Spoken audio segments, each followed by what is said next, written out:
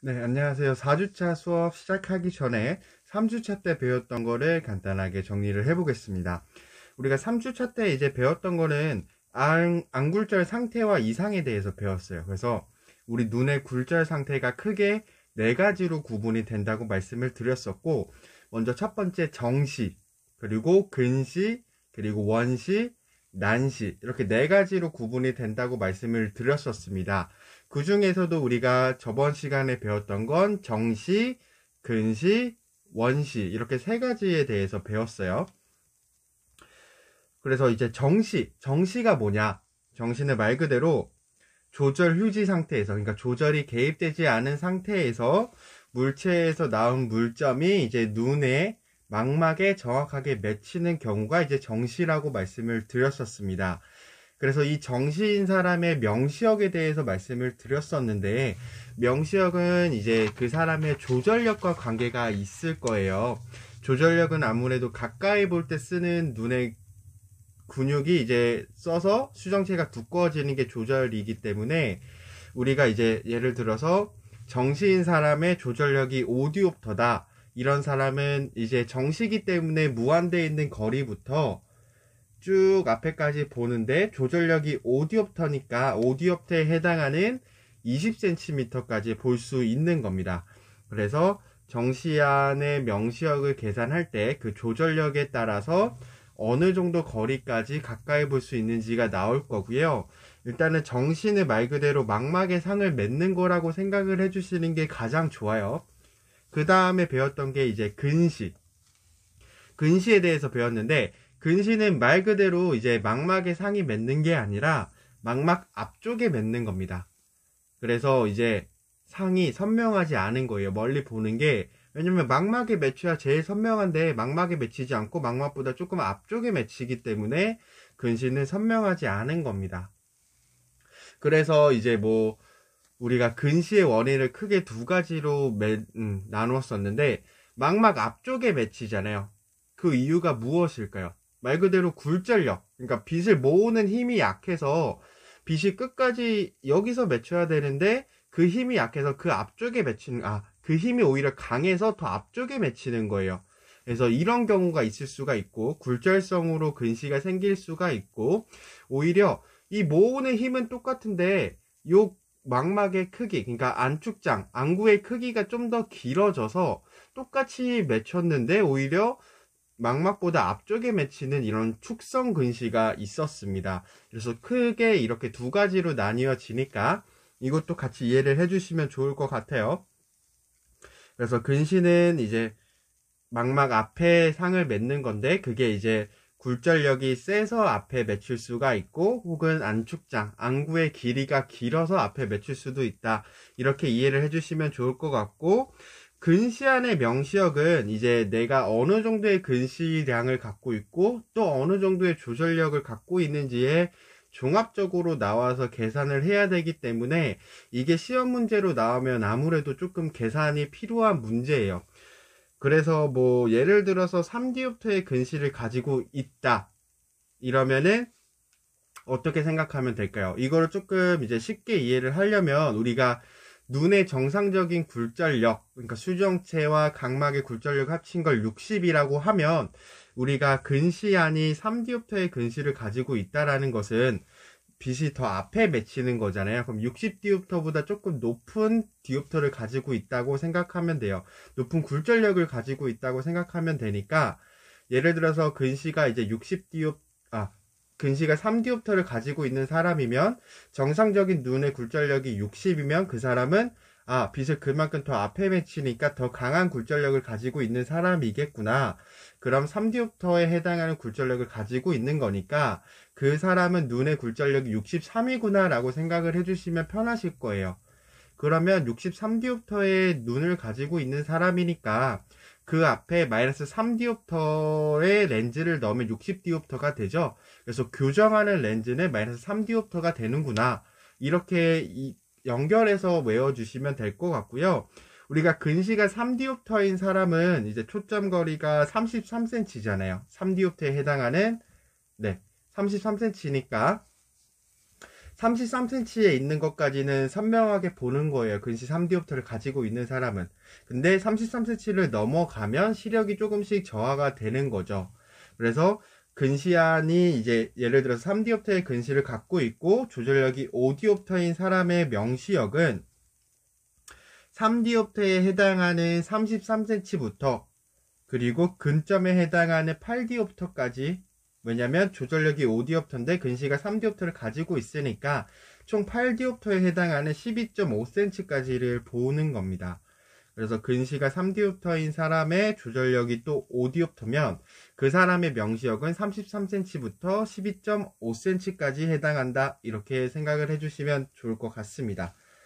그래서 우리가 이제 근시인 사람은 이제 원래 정상적인 사람이 60디옵터면 근시량에 해당하는 것만큼의 값을 더해줘서 예를 들어서 4디옵터의 근시를 가지고 있다. 그러면 그 사람의 눈의 굴절력을 64라고 생각을 해주시고 문제 풀고 이해하면 조금 쉽게 이해를 하실 수가 있을 거예요. 왜냐면 우리가 굴절력이 크다라는 것은 눈 앞쪽에 맺힐 거잖아요. 왜냐면 이건 플러스 굴절력이니까. 플러스 굴절력은 이제 플러스 렌즈 자체가 빛을 모으는 렌즈이기 때문에 플러스 굴절력이 세다라는 것은 더 앞에 맺는다는 거고, 그 앞에 맺는다는 것은 망막 앞쪽에 맺는다는 거랑 같은 말이기 때문에 이제 근시인 사람을 약간 그렇게 도수가 높다, 디옵터가 높은 사람이다 라고 생각을 해주시면 그 사람이 어떤 렌즈로 굴절 교정을 해야 되는지, 그리고 초점이 어딘지, 어느 정도까지 명시력이 되는지를 같이 이해를 하시는데 조금 편하실 것 같습니다. 그리고 근시는 이제 말 그대로 가성근시라는 게 있어요. 요거는 뭐냐면 우리가 가까이 볼 때 이제 수정체가 조절을 하잖아요. 수정체가 이렇게 두꺼워지는 조절 작용을 하는데 이 가까이 보는 거를 너무 오래 하다 보면은 이 수정체가 볼록해졌다가 이제 다시 오므라지지 않는 거예요. 우리가 수정체가 볼록해지려면 모양체근이 수축해야 되고 모양체 그 소대가 이완을 해야 되는데 그게 이제 수정체가 계속 조절을 하고 있다 보니까 모양체근이 계속 근장을 하고 있어서 우리가 이제 멀리 보더라도 그 근육이 긴장이 풀리지가 않는 거예요. 그래서 우리 눈이 더 강한 플러스 효과를 갖겠죠. 우리가 플러스 효과를 더 갖는 거는 근시라고 생각을 할 수 있으니까 뭐 예를 들어서 우리가 원래 조절력이 하나도 안 들어간 상태에서 눈의 굴절 상태를 검사하는데 조절을 한 상태면 우리가 조절은 점점 두꺼워져서 플러스 효과를 낸다고 했잖아요. 그래서 우리가 조절 없을 때는 60디옵터인 사람이 조절을 한 상태에서 눈을 측정해 버리면 조절한 양만큼의 눈이 굴절 이상이 나올 거예요. 그래서 조절을 뭐 2디옵터만큼 했다. 그러면 그 사람은 2디옵터의 근시를 가지고 있는 사람처럼 눈이 측정이 됩니다. 그래서 가성 근시는 원래 이제 근시인 사람은 아닌데 이제 그 근육을 계속 쓰면서 근육이 이완되지 않아서 가짜 근시, 그러니까 근시가 있는 것처럼 보이는 게 가성 근시라고 했었습니다. 그리고 우리가 이제 원시에 대해서 배웠는데 원시는 이제 근시랑 반대로 생각하면 좀 편하실 거예요. 우리가 이제 근시를 망막 앞쪽에 맺는 거라고 하면 원시는 망막 뒤쪽에 맺습니다. 그러면은 우리가 여기서도 생각할 수 있는 게 두 가지가 있겠죠. 렌즈가 빛을 모으는 힘이 약해서 좀 더 뒤쪽에 맺는 경우가 있을 거고, 이런 굴절성 원시가 있을 거고, 이 모으는 힘은 똑같은데 눈의 안축장의 길이가 짧아져서 눈 망막 뒤쪽에 맺히는 이런 축성 원시가 있을 겁니다. 이렇게 두 가지로 이것도 똑같이 생각을 해주시면 되고, 이것도 아까 근시랑 똑같이 우리가 원시를 2디옵터만큼 가지고 있다라는 것은 망막 뒤에 2디옵터만큼에 해당하는 만큼 거리에 해당하는 만큼의 이상을 가지고 있는 거잖아요. 망막에 맺는 게 아니라 2디옵터만큼 뒤쪽에 맺는다는 거니까 빛을 모으는 힘이 부족한 눈이구나 라고 생각을 해주시고, 우리가 60디옵터인 게 정상이니까 2디옵터만큼의 원시를 갖고 있으면 그 사람은 58디옵터다 라고 생각을 해주시면 돼요. 그래서 58디옵터인 사람이 60디옵터가 되려면 교정을 해주려면 그 눈 앞에 플러스 2디옵터의 만큼의 렌즈를 넣어야 60디옵터가 되겠죠. 그래서 그런 사람은 이제 플러스 2디옵터의 렌즈로 교정을 한다. 이렇게 생각을 해주시면 될 것 같고요. 그런데 이런 원시는 주의하실 점이 하나가 있어요. 뭐냐면 우리가 조절력을 통해서 원시를 커버할 수 있다라는 거예요. 그게 무슨 말이냐? 우리가 망막 뒤쪽에 맺혔을 때 망막에 다시 초점을 맺을 수 있는 방법이 있어요. 그게 안경을 쓰지 않고도 방법이 있는데 그게 바로 수정체의 조절입니다. 우리가 가까이 보는 물체를 봤을 때도 가까이 있는 물체의 상은 망막 뒤쪽에 맺히는데 그 뒤쪽에 맺힌 상을 망막까지 이렇게 당겨오는 거를 하는 게 이제 눈의 조절 작용이라고 말씀을 드렸죠. 그래서 수정체가 두꺼워져서 강한 플러스 값을 갖기 때문에 뒤쪽에 맺혔던 거를 앞쪽에 맺히게 하는 게 이제 조절인데, 이 조절력을 통해서 원시도를 어느 정도는 커버를 할 수 있기 때문에 이걸로 조금 주의를 해 주셔야 돼요. 그래서 예를 들어서 조절력이 원시도보다 더 세요. 조절력이 8디옵터고 원시도가 5디옵터예요. 그러면 우리가 원시도만큼 조절력에서 커버가 가능하기 때문에 그런 경우에는 대체적으로 원거리 시력이 굉장히 양호합니다. 그런데 이제 조절력이 5디옵터인데 원시도가 8디옵터예요. 그런 경우에는 5디옵터를 다 사용해도 8디옵터의 원시도를 커버를 할 수 없기 때문에 그럴 때는 이제 원거리 시력이 조금 좋지 않을 겁니다. 그래서 정리하면 우리가 조절력과 원시도의 크기에 따라서 원거리 시력이 조금 나뉠 텐데, 조절력이 그러니까 원시도보다 크면 원거리 시력이 좋을 거고, 조절력이 원시도보다 작으면 원거리 시력이 많이 떨어질 겁니다. 그래서 우리가 이제 명시력을 구할 때도 이 조절력을 조금 생각을 해 주셔야 되는데, 뭐 예를 들어서 우리가 원시가 3디옵터예요.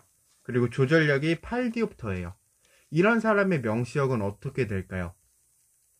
먼저 이 사람은 3디옵터만의 원시를 갖고 있는데 조절력이 8디옵터니까 그 3디옵터를 충분히 커버를 칠 수 있어요. 그렇기 때문에 커버를 해주기 위해서 3디옵터만큼 조절력을 쓰는 겁니다. 그러면 그 원시도는 0이 되는 거죠. 원시도가 없다라는 거는 이제 정시라고 볼 수 있기 때문에 눈앞 무한대에 있는 것도 볼 수 있는 겁니다. 그래서 눈앞 무한대부터, 근데 우리가 조절력이 8디옵터인데 3디옵터만큼을 원시도를 이제 상쇄하는데 썼기 때문에 남은 5디옵터에 해당하는 20cm만큼 볼 수 있는 겁니다. 그래서 원시도가 3디옵터고 조절력이 8디옵터인 사람의 명시력은 눈앞 무한대부터 눈앞 20cm까지다 라고 생각을 해주시면 됩니다. 그리고 우리가 원시는 크게 뭐 조금 나뉜다고 했었는데 전원시가 이제 가장 큰 분류에 해당한다고 했었습니다. 전원시가 뭐냐? 요거는 이제 조절마비제를 사용한 후에 검사를 한 겁니다. 그러니까 조절마비제, 조절이 아예 안 된 상태에서 이제 눈에 굴절력을 댄 거고, 이제 전원시는 잠복성 원시와 현성 원시로 나뉘는데, 현성 원시는 조절마비제를 사용하지 않고, 그러니까 조절을 할 수 있는 상태에서 정상 시력을 얻을 수 있는 가장 강한 플러스 값이라고 말씀을 드렸었습니다. 그리고 잠복성 원시는 전원시와 현성 원시의 차이를 말씀을 드렸었고, 이 현성 원시는 수위 원시와 절대 원시로 나뉜다고 말씀을 드렸었습니다. 이제 수위 원시랑 절대 원시는, 수위 원시는 말 그대로 조절력이 조금 높아서 원시도보다 훨씬 크기 때문에 그 조절력으로 원시도를 이렇게 상쇄시켜서 원거리 시력이 그나마 양호한 원시고요. 절대 원시는 원시도에 비해 조절력이 떨어지기 때문에 원거리 시력이 좋지 않다라고 말씀을 드렸었습니다. 이렇게 하면 우리가 원시까지 조금 정리를 했고, 이제 우리가 이번 시간에는 이제 난시에 대해서 조금 배워보겠습니다. 난시와 그리고 우리 눈의 시야에 대해서 배워볼 거고요. 그러면 난시를 한번 배워보겠습니다. 네, 안경학개론 5주차 수업 시작하겠습니다. 우리가 이제 4주차 때 안굴절 이상으로 근시와 원시, 그리고 정시 이렇게 세 가지를 배웠는데 그중 하나가 남은 이제 난시에 대해서 오늘 배워볼 겁니다. 그래서 이 난시가 어떤 건지에 대해서 배울 거고, 이 난시는 어떻게 처방을 해주는지에 대해서 한번 배워보겠습니다. 먼저 이제 난시란 안광학계의 굴절면이 완전한 구면으로 되어 있지 않기 때문에 외계의 한 점, 물점에서 나는 광선이 안저의 한 점에 결상하지 않고 조절에 의해서나 또는 볼록 및 오목 렌즈, 구면 렌즈에 의해서 외계의 물점을 명시할 수 없는 비정시한이다. 정리해서 한번 말을 해볼게요. 먼저 이제 안광학계의 굴절면이 완전히 구면이 아니다. 여기 한번 끊어볼게요. 우리가 각막 같은 게 완전하게 이제 축구공처럼 구면으로 되어 있는 게 아니라 럭비공처럼 구면으로 되어 있으면 아무래도 거기에 굴절되는 빛이 한 점에 모이지 않는 거예요. 그래서 우리가 이제 럭비공 같은 모양으로 생각을 하면 우리가 럭비공이 약간 이런 식으로 생겼잖아요. 그래서 이렇게 되고 이렇게 이런 식으로 생겼을 텐데, 그러면은 이 가로랑 이 가로의 곡률이 조금 다르죠. 그래서 이 가로선이 조금 더 곡률이 심할 거고 이 세로가 이제 곡률이 약할 거예요. 이런 것처럼 완전히 구면으로 되어 있지 않기 때문에 이 가파른 쪽에서 이제 휘어진 빛은 더 앞쪽에 맺힐 거고 이쪽에 통해서 맺혀진 게 더 뒤쪽에 맺힐 거예요. 이런 식으로 이 난시는 빛이 한 점이 아닌 여러 점으로 맺힌다. 한 개가 아닌 여러 점. 그래서 이제 난시가 생기는 거고 그게 난시다 라고 생각을 해주시면 되고, 아니면 뭐 초점이 한 점에 맺히지 않는다 이렇게 생각을 해주시면 됩니다. 그럼 여기까지 일단 정리가 될 거예요. 그래서 난시랑 안광학계의 굴절면이 완전한 구면으로 되어 있지 않기 때문에까지 이해가 되실 거죠. 그 다음에 외계의 한 점의 물점에서 나오는 광선이 안저의 한 점으로, 그러니까 망막의 한 점으로 결상하지 않고, 여기까지 이해가 될 거예요. 왜냐면 이렇게 곡률이 큰 곳은 더 앞에 맺힐 거고 곡률이 조금 평평한 거는 더 뒤에 맺힐 거니까 한 점에 맺히지 않는 겁니다. 그 다음에 조절에 의해서나 또는 볼록 및 오목 구면 렌즈에 의해서 외계의 물점을 명시할 수 없는 비정시한이다. 그럼 이거에 대해서 한번 알아볼게요. 우리가 먼저 이 구면 렌즈가 어떤 건지에 대해서 알아야 되는데, 구면 렌즈는 플러스 렌즈가 있고 마이너스 렌즈가 있어요. 근데 구면 렌즈라는 것은 이렇게 렌즈에 이렇게 렌즈가 있을 거 아니에요. 어느 방향이든 다 똑같은 굴절력을 가지고 있는 거예요. 그래서 예를 들어서 여기가 플러스 렌즈면 여기가 뭐 플러스 2디옵터의 렌즈고 이게 마이너스 2디옵터의 렌즈다. 그러면 이 방향, 이 방향, 이 방향, 이 방향이 다 플러스 2디옵터를 갖고 이 마이너스 2디옵터의 렌즈는 이 방향, 이 방향, 이 방향, 이 방향 모두 다 마이너스 2디옵터를 갖는 겁니다. 즉 빛이 이 렌즈를 통과하면 모든 곳에서 굴절력이 똑같기 때문에 한 점에서 맺힙니다. 그러면 이 구면 렌즈는 뭐 어느 방향의 빛이든 한 점에 모이도록 하는 렌즈고, 모든 방향에서의 굴절력이 같은 렌즈를 이제 구면 렌즈를 하는구나 라고 생각해 주시면 되고, 이 조절에 의해서, 그러니까 우리가 이제 조절이라는 건 수정체가 두꺼워지는 거잖아요. 그러면 더 강한 플러스 값을 갖게 되는데, 이것도 구면 렌즈와 효과가 같은 거죠. 어느 방향이든 똑같은 굴절력이 들어가는 거기 때문에 우리가 난시가 뭐 예를 들면 망막에 맺혀야 되는데 여기 맺히고 여기 맺히면 한 점에 맺히지 않는 건데, 요게 한 점에 맺히게 하는 게 이제 우리가 눈을 이제 교정을 해주는 거잖아요. 그래서 한 점에 맺히고 그 한 점에 맺힌 게 망막에 맺히게 하는 게 이제 우리가 교정을 해주는 건데, 그래서 우리가 이제 예를 들어서 근시는 우리가 앞에 맺힌다고 했죠. 그래서 이거를 한 점을 망막에 맺히게 하기 위해서 뒤쪽으로 들어가는 마이너스 렌즈를 쓴다고 했습니다. 근데 이 난시는 이만큼 뒤로 보내면 요거는 아직 맺히지가 않는 거예요. 조금 지워서 설명을 해볼게요.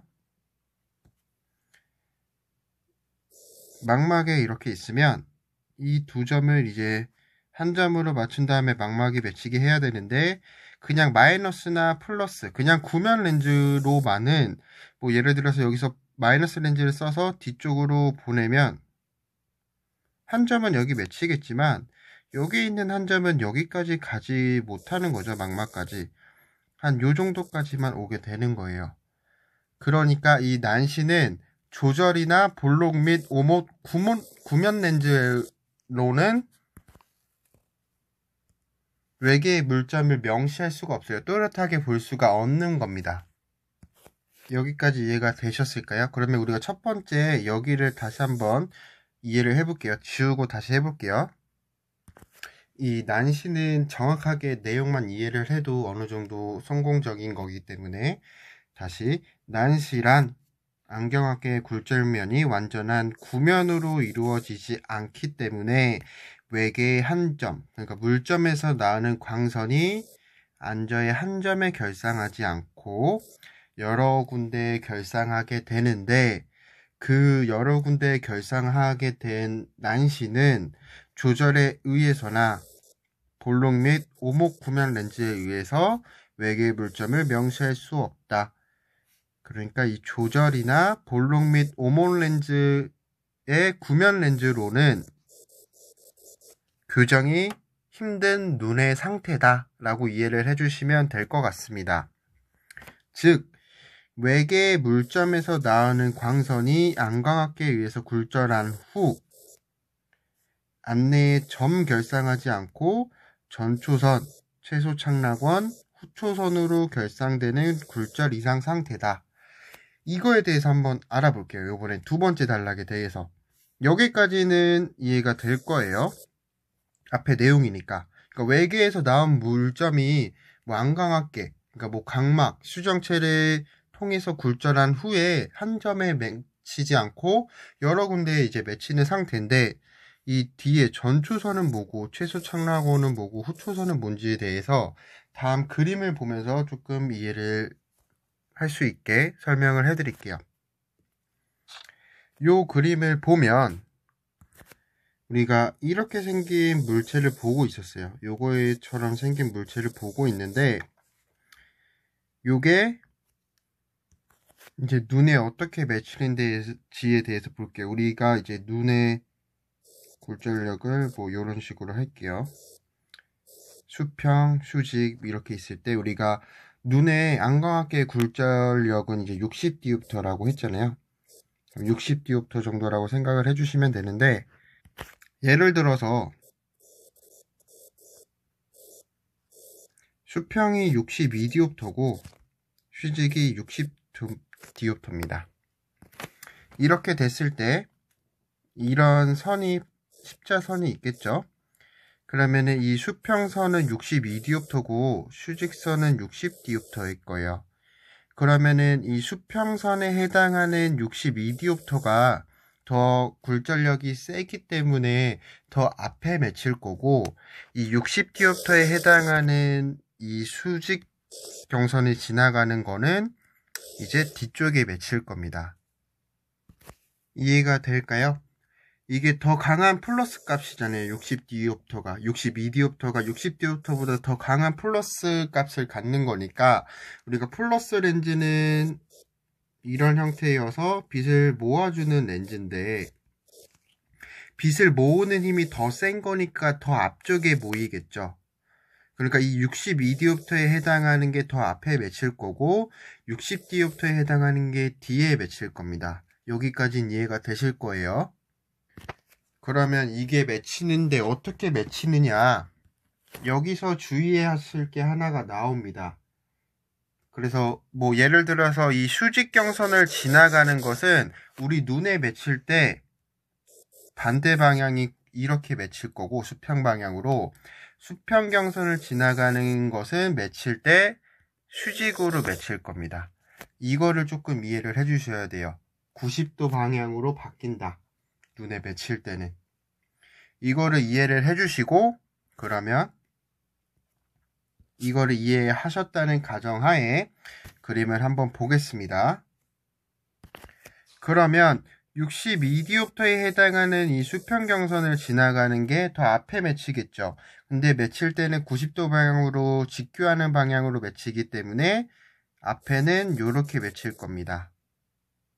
그러고 이 60디옵터에 해당하는 수직경선을 지나가는 게 뒤에 맺힐 건데, 그것은 반대 90도 방향인 이렇게 90도 방향으로 회전한 수평으로 이제 맺힐 거예요. 그래서 우리가 앞에 맺히는 선 방향을 전초선, 뒤쪽에 맺히는 선 방향을 후초선이라고 말을 하고요. 양 초선 간의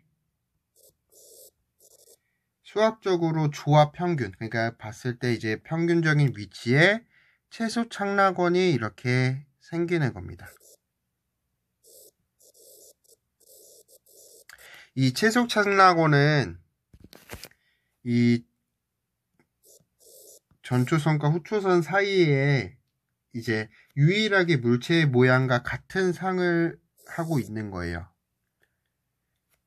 그래서 우리가 전초선 쪽에 가까운 것은 전초선이 이렇게 수직 방향이기 때문에 요것처럼 위아래가 좀 길어진 형태를 띌 거고, 후초선은 좌우로 넓적하기 때문에 좌우로 넓적한 원 모양이 나올 겁니다. 그림을 다시 볼게요.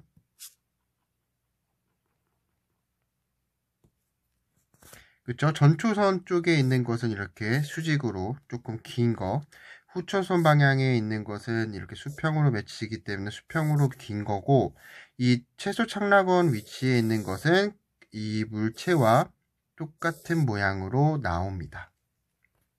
이거를 이해해 주시면 됩니다. 그러면 여기서 조금 심화되어서 한번 보면, 굴절력이 높은 경선이 전초선이고 굴절력이 낮은 거에 해당하는 게 후초선인데, 방향은 또 90도로 바뀌기 때문에 우리가 뭐 시험 문제나 이런 보기에서 나올 수 있는 것은 굴절력이 높은 경선의 방향과 후초선의 경선 방향이 같다, 이렇게 나오면 맞을까요? 틀릴까요? 적어서 한번 물어볼게요. 네, 뭐 예를 들어서 보기에 이렇게 나왔어요. 굴절력이 높은 경선 방향과 후초선의 경선 방향이 같다, 이렇게 문제가 나오면 일단은 그려보는 거예요. 뭐 예를 들어서 여기가 64디옵터, 여기가 60디옵터. 그러면 64디옵터에 해당하는 게 앞에 맺힐 거고 60디옵터에 해당하는 게 뒤에 맺힐 거예요. 그러면 이 보기를 한번 보겠습니다. 굴절력이 높은 경선 방향, 굴절력이 높은 경선 방향은 이렇게 수직 방향, 후초선의 경선 방향은 지금 보면 여기 전초선, 후초선의 경선 방향. 두 개의 방향이 같네 라고 생각을 해주시고, 요거는 맞다 이렇게 체크를 하고 넘어가 주셔야 됩니다. 그럼 여기서 주의하실 거는 딱 제가 두 가지였어요. 굴절력 높은 게 앞에 맺히고 굴절력 낮은 게 뒤에 맺히는데, 맺힐 때는 경선 방향과 반대 방향으로 맺힌다 라고 생각을 해주시면 이 문제도 잘 풀 수 있을 거고, 이 난시에 대해서도 잘 이해를 하실 수 있을 겁니다. 그럼 다시 앞에 장으로 넘어가면 요것만 한번 다시 볼게요. 외계의 물점에서 나온 광선이 안광학계에 의해서 굴절한 후 안내에서 점결상하지 않고 전초선, 최소 착락원, 후초선으로 결상되는 굴절 이상 상태다 라고 이해를 해주시면 됩니다. 이게 이제 난시에 대한 설명이에요.